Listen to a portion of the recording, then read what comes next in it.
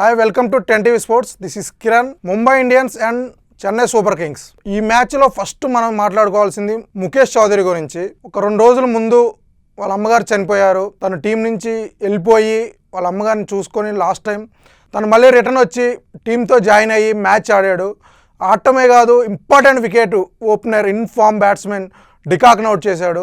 డెఫినెట్గా ఇది ఒక గ్రేట్ కమిట్మెంట్ అనుకోవచ్చు, టీం నుంచి అయినా అవ్వచ్చు అండ్ క్రికెట్ గురించి అయినా సరే. అండ్ అలాగే సిఎస్కే టీం అంతా బ్లాక్ బ్యాడ్జెస్తో ఆడారు. మ్యాచ్ అయిపోయిన తర్వాత కెప్టెన్ రుతురాజ్ కూడా అదే చెప్పాడు, ఈ విన్ ముఖేష్ చౌదరి వాళ్ళ మదర్కి డెడికేట్ చేస్తున్నామని. సో ఒక గ్రేట్ టీమ్ ఎఫెక్ట్ అండ్ అలాగే ఒక గ్రేట్ థింగ్ ఇది. ఒక ప్లేయర్కి వాళ్ళు మంచి రెస్పెక్ట్ ఇచ్చారనిపించింది. ఇక మ్యాచ్ విషయానికి వస్తే సంజు శాంసన్ రెచ్చిపోయాడు. ఈ ఐపీఎల్లో తనకి ఇది 2వ century. So first 3 matches fail అయ్యాడు, ఆ తర్వాత తను ఫామ్ అందుకున్నాడు. ఒక్కసారి ఫామ్ అందుకుంటే సంజు శాంసన్ ఎవరు ఆపలేరు, అది మనం ఫస్ట్ నుంచి చెప్తున్నాం. సో రెచ్చిపోయి ఆడాడు.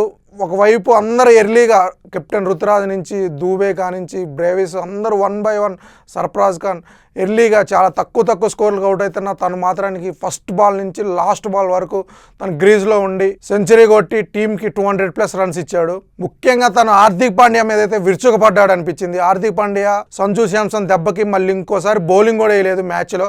జస్ట్ 2 hours వేసి తను 38 రన్స్ ఇచ్చాడు. అండ్ అలాగే కెప్టెన్ రుతురాజ్, సో తను కూడా కొంచెం టచ్లోకి వచ్చాడు అనిపించింది. చాలా బాగా ఆడాడు ఈ మ్యాచ్ లాస్ట్ మ్యాచెస్తో చూసుకుంటే, కానీ అనుకోకుండా తను అవుట్ అయిపోయాడు. అండ్ అలాగే ఆయుష్ మాత్రే లేకపోవడంతో సర్ఫరాజ్ ఖాన్కి ప్రమోషన్ వచ్చింది. తను 1 down వచ్చాడు. ఆడిన కొద్దిసేపు అయినా బాగా ఆడాడు, కానీ 3/4తో మంచి టచ్లో ఉన్నట్టు అనిపించింది, కానీ అవుట్ అయిపోయాడు 8 balls కి 14 runs కొట్టి. అండ్ అలాగే ఆ తర్వాత వచ్చిన శివం దూబే మాత్రానికి ఆ ఫెయిల్యూర్ కంటిన్యూ అవుతుంది. తన పూర్ ఫామ్ కంటిన్యూ అవుతూనే ఉంది. మళ్ళీ క్లీన్ బౌల్డ్ అయ్యాడు.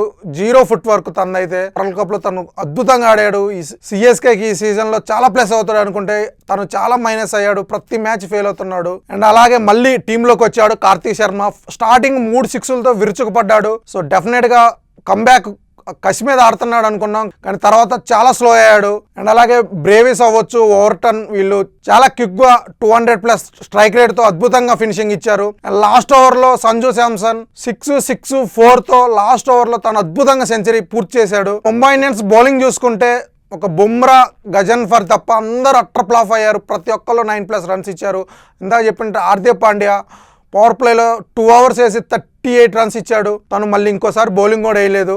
ముంబై ఇండియన్స్ భారీ టార్గెట్తో వాళ్ళు బ్యాటింగ్ దిగారు. స్టార్టింగ్లోనే కొత్త ఓపెనర్ డానిష్ కుమార్ని వాళ్ళు వికెట్ కోల్పోయారు. అప్పటి నుంచి నెక్స్ట్ డికాక్ అవ్వచ్చు, ఎమ్మటే మళ్ళీ ఫామ్లోకి వచ్చిన నమర్దారు అంతా ఎర్లీగా డక్అవుట్లు అయిపోయారు. ఆ తర్వాత వాళ్ళు ఇక కోలుకోలేదు. సూర్యకుమార్ యాదవ్ అండ్ తిలక్ వర్మ చాలా స్లోగా ఆడారు. వాళ్ళు వికెట్ సేవ్ చేశారు కానీ చాలా స్లోగా ఆడారు. అండ్ ఆ తర్వాత హార్దిక్ పాండ్యా అవ్వచ్చు, రుతర్ఫర్డ్ అవ్వచ్చు, ప్రతి ఒక్కళ్ళు హిట్టింగ్ ట్రై చేసి చాలా ఎర్లీగా అవుట్ అయ్యారు.